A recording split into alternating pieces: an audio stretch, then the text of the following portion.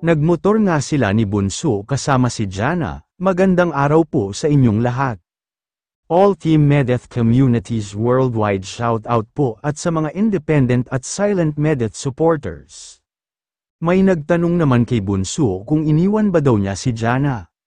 Sabi naman ni Medeth ay hindi po, sumakay po siya sa ibang motor at nag-video sa kanya. May nagsabi naman na turuan mo daw si Jana na mag-edit para hindi na daw mahirapan si Bunso at i-upload na lang daw.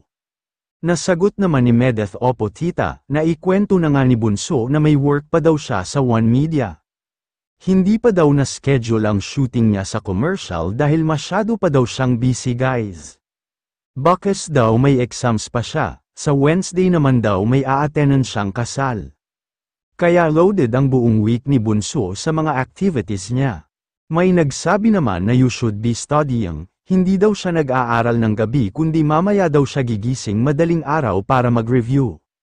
May gusto naman na mag-reactor kay Bunso na sabi naman niya na sure po tita wala naman problema daw kay Bunso.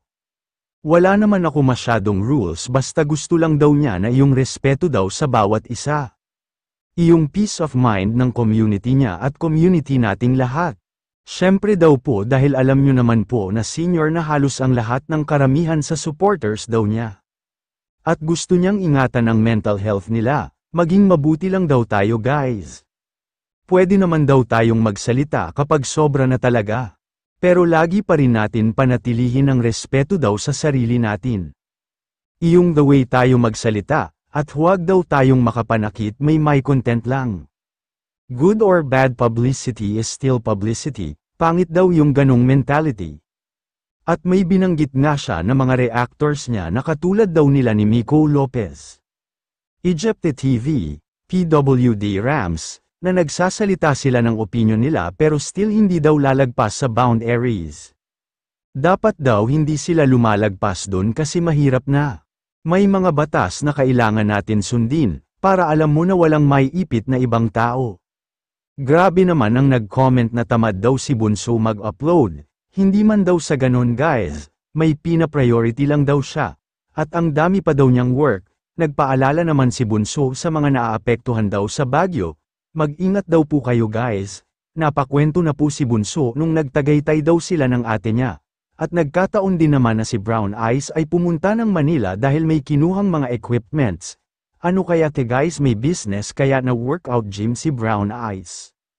Nabiglang napahinto na si Bunso, dahil nagbigay na po siya ng hint sa mga supporters niya tungkol kay Brown Eyes. Napaisip lang kasi si Bunso sa nagtanong kung hindi ba daw siya naaalala ni Bunso bago siya pumunta ng Tagaytay. Si Brown Eyes pala ang nagbigay ng bulaklak kay Bunso na dumiretso na daw sa Tagaytay si Brown Eyes. So pinick up na daw sila doon sa Tagaytay at sinabay na pauwi kasama ng ate niya. May nag-comment naman na wala na daw chance ang nirereto niya kay Bunso. Nasabi naman niya meron pa tita kasi manliligaw pa lang naman. Basta sabi naman ng iba na magtapos ka daw muna ng pag-aaral Bunso bago ang love life. Naagad naman niyang sagot opo tita magtatapos po ako ng pag-aaral. Kailan daw ba namin makilala yan Bunso na sabi naman ng viewer?